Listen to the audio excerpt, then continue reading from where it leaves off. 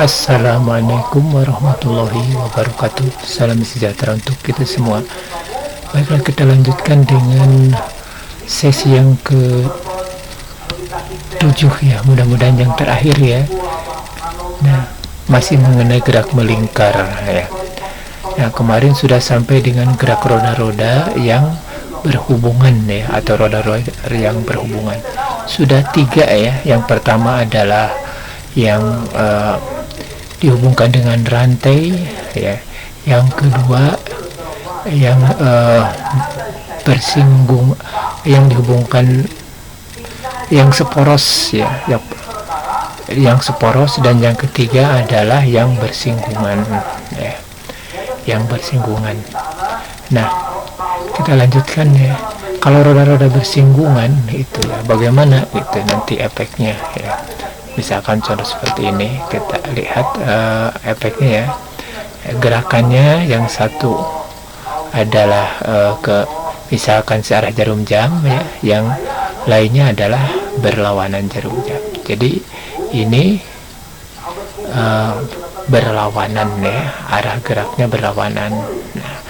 Nah, seperti yang kemarin sudah kita ulas ya di akhir. Jadi ini cocok untuk personel atlet atau mundur ya, bagi kendaraan roda 4 ataupun roda 3 ya. Kalau roda 2 mungkin mundurnya boleh dipundurkan saja ya. Nah, karena ringan. Tapi kalau roda 3 dan 4 mungkin apalagi penuh muatan ya, harus oleh mesin ya mundurnya. Jadi seperti ini ya hubungannya gitu ya. Kemudian rumusannya adalah ya, yang sama adalah kecepatan singgung ya, kecepatan yang berhubungan dengan sisi, berarti kecepatan linear ya. Ya, V1 sama dengan V2, omega 1 sama dengan omega 2 ya. Kemudian yang keempat adalah ya, mohon maaf ya, yang kita apa istilahnya, simpulkan ya. Jadi sebenarnya yang 4 itu jadi 2 itu ya. Jadi 2 kelompok saja ya.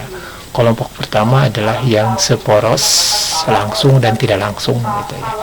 Yang seporos langsung adalah ya yang pertama ini ya. Yang pertama ini. Jadi porosnya memang berdempetkan ya. Satu titik dan berdempet gitu. Nah, kemudian kalau tidak langsung ya seolah-olah berdempet tapi renggang ya, adanya as gitu.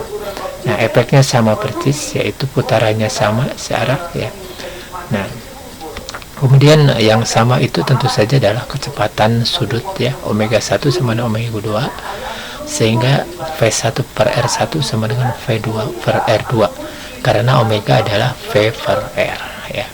Kelompok yang kedua ya, itu yang bersinggungan langsung dan tidak. Kalau bersinggungan langsung ya yang barusan ya. Nah, yang mana arah putarannya berlawanan ya. Kemudian yang tidak langsung ya dengan rantai itu ya. Yang dengan rantai itu kan. Nah, jadi efeknya ini sama dengan efek putarannya sama dengan yang kelompok atas, jadi pasti searah ya.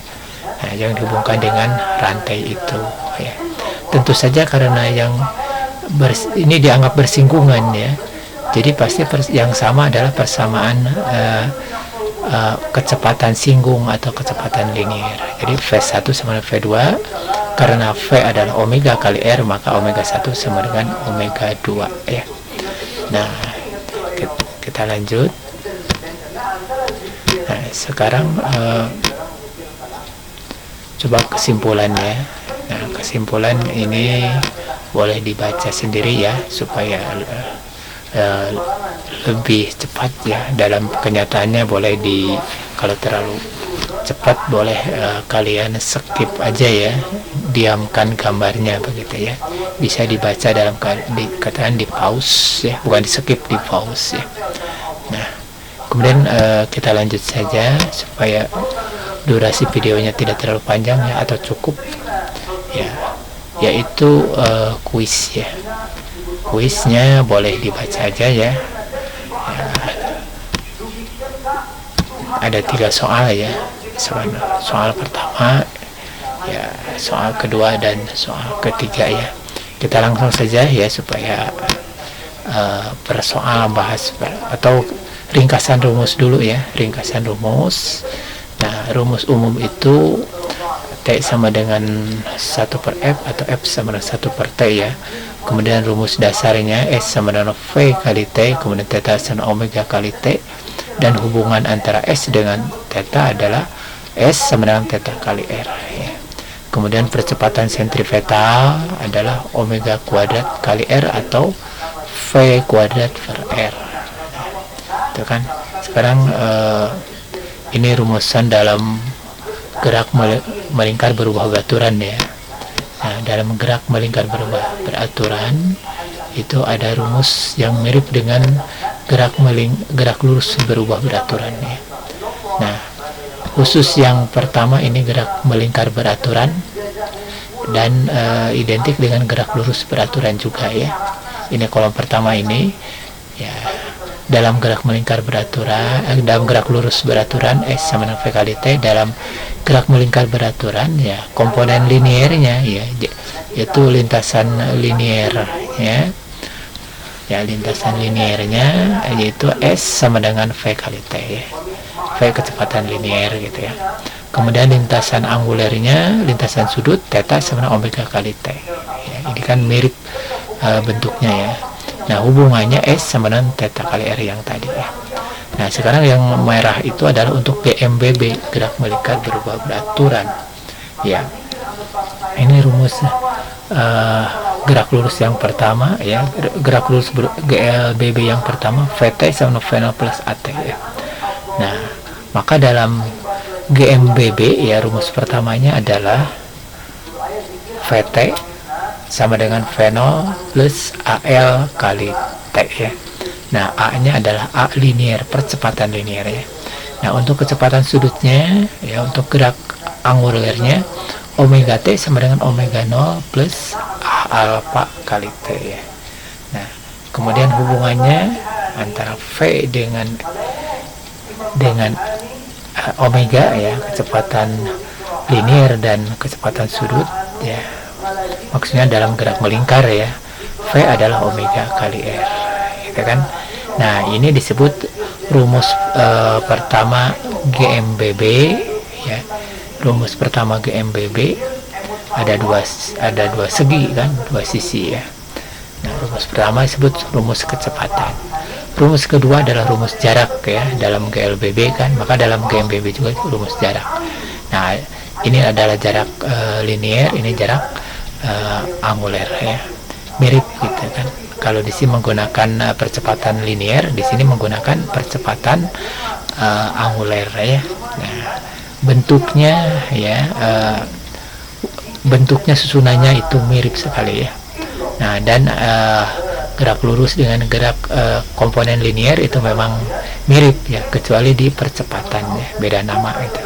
Ini percepatan biasa saja, ini percepatan linearnya ya. Kemudian rumus yang ketiga GLB yang ini kan VT kuadrat sama dengan V0 kuadrat plus 2AS ya.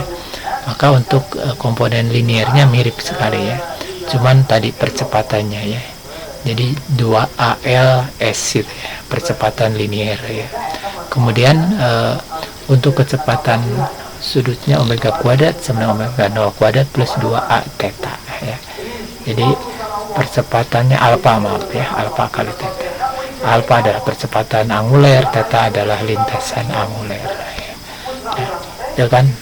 Nah, kemudian yang seperti yang tadi sudah kita jelaskan bahwa antara percepatan linear dan percepatan sentripetal yang atas ini ya, itu adalah saat terjadi pada jika gerak melingkarnya adalah berubah beraturan. Jadi dua-duanya ada.